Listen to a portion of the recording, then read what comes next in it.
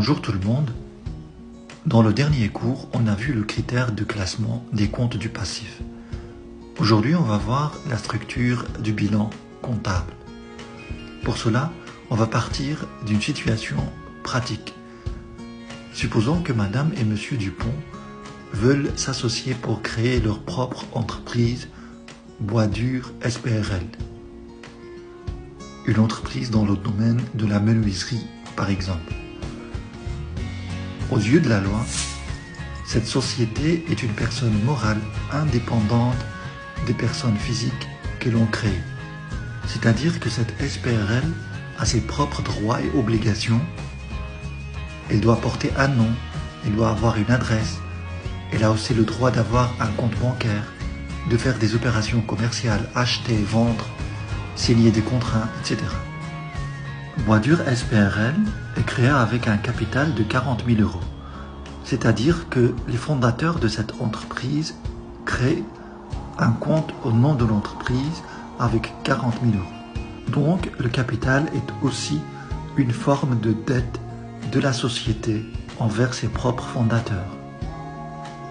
Donc, après cette première opération, on a notre premier bilan. Au niveau passif, on a le capital de 40 000 € et au niveau de l'actif, on a le compte bancaire 40 000 €. Cet argent que Boisdur SPRL a sur son compte bancaire va servir en premier lieu à mettre sur pied l'entreprise. C'est-à-dire qu'il va être utilisé pour installer et acquérir tout ce qui va permettre à l'entreprise de commencer l'activité. Pour cela, Boisdur SPRL compte acheter les biens suivants. Un garage, 25 000 €, une machine, 12 000 €, divers outils de travail, 2 500 €. Le bilan de Boisdur SPRL, après le paiement de tous ses achats par son compte bancaire, devient comme suit. Vous avez le passif, on a toujours notre capital de 40 000 €. Au niveau de l'actif, on a payé ses achats avec le compte bancaire. Donc, on va avoir garage à 25 000 €, une machine à 12 000 €, outils de travail à 2 500 € et compte bancaire 500 €. Le total au niveau passif, 40 000, au niveau actif, 40 000.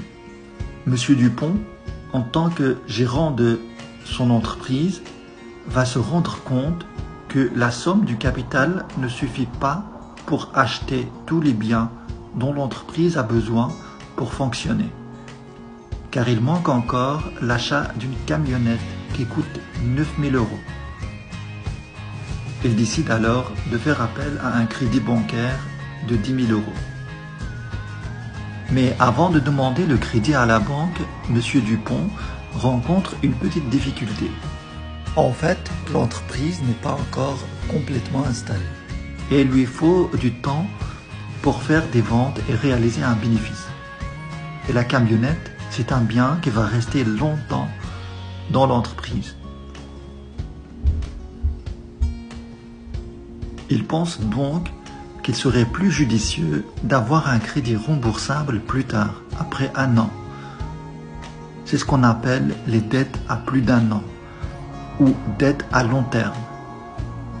Donc notre bilan va être comme suite. Donc vous avez au niveau du passif le capital de 40 000 € plus les dettes à plus d'un an de 10 000 €. Donc c'est une nouvelle ressource qu'on doit afficher au niveau du passif. Et au niveau de l'actif, vous avez garage à 25 000 €, une machine à 12 000 €, outils de travail 2 500 €, une camionnette 9 000 € et le compte bancaire 1 500 €. Donc, alors qu'est-ce qui se passe au niveau de ce bilan? On a reçu sur le compte bancaire les 10 000 € comme crédit. On a payé la camionnette de 9 000 €. Il y avait déjà 500 € sur le compte bancaire. Donc, il restera 1 500 € au final dans notre compte bancaire. Voilà. Le total au niveau passif, 40 000 €, au niveau actif, 40 000 €. On doit toujours avoir cet équilibre entre actif et le passif. À ce niveau, j'aimerais bien préciser que le classement est quelque chose de très important en comptabilité. Le contenu du bilan est organisé dans des classes facilement identifiables. On se réfère facilement dans un bilan pour chercher une information bien précise. Par exemple, pour savoir la somme du capital de l'entreprise, on peut la trouver tout en haut des comptes du passif. Ou bien, si on cherche à savoir combien l'entreprise a sur son compte bancaire, on repère cette information en bas de l'actif du bilan. Alors, quelles sont les grandes classes du bilan? Au niveau de l'actif, on a tout d'abord l'actif immobilisé. Il s'agit de tout ce qui est immobilisé dans l'entreprise, comme par exemple les machines, les outils de travail, les camionnettes, les ordinateurs de travail, les terrains, les bâtiments, enfin bref, tout ce qui reste plusieurs années dans l'entreprise. Tous ces éléments-là servent à faire fonctionner l'entreprise. Et puis, après l'actif immobilisé, on a l'actif circulant. En deuxième lieu, on trouve l'actif circulant.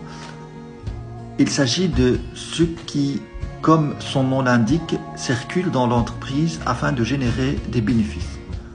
Quand je dis circule, cela veut dire que ça apparaît et disparaît dans l'année. Comme par exemple les matières premières qui vont se transformer en marchandises, qui vont être à leur tour vendues aux clients, puis ce cercle recommence à nouveau pour faire générer de l'argent à l'entreprise. Au niveau du passif, on a trois grandes catégories. Donc on a au départ le capital. Le capital est la ressource principale de l'entreprise.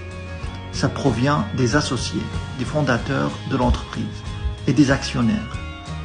Cette somme sert en premier lieu à mettre sur pied le projet, acheter un terrain, un bâtiment, des machines, des bureaux, des outils. Elle doit financer en premier lieu l'actif immobilisé. Et puis il y a les dettes à plus d'un an, ou bien les dettes à long terme. Ce sont les dettes remboursables à long terme, plus tard, au-delà d'une année. Cette caractéristique temporelle de ce type de dette est importante dans la mesure où elles peuvent servir pour l'achat de tout ce qui dure dans l'entreprise, ce qui reste longtemps dans l'entreprise. Une machine par exemple. Mais souvent le capital n'est pas suffisant pour l'achat de tout l'actif immobilisé. La longue durée du remboursement de ces types de dettes est importante, car la rentabilité des biens procurés par ces dettes s'obtient sur le long terme aussi. Les dettes à un an au plus, ou bien dettes à court terme, est la dernière catégorie au niveau du passif. Ce sont les dettes à court terme, c'est-à-dire remboursables dans l'année. Leur importance consiste dans le fait qu'elles sont mieux adaptées pour financer l'actif circulant, achat de matières premières, faire face à un problème de facture impayée des clients, etc. Alors on va prendre un petit exercice pour s'habituer avec cette structure du bilan. Donc il s'agit de classer les éléments suivants dans la catégorie adéquate du bilan.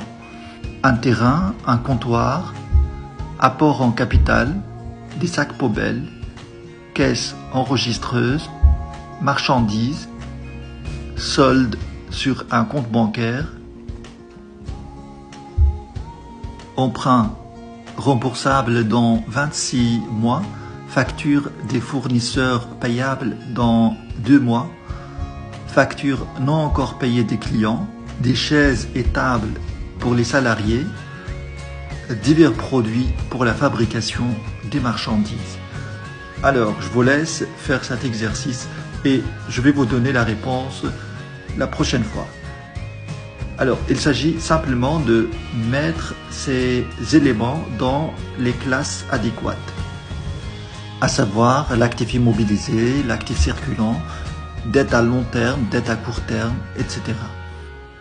Voilà, c'est la fin de ce cours. Si vous l'avez bien apprécié, merci de mettre un like. Et si vous n'êtes pas encore abonné, merci de le faire aussi. Ça m'encouragerait à faire davantage de vidéos.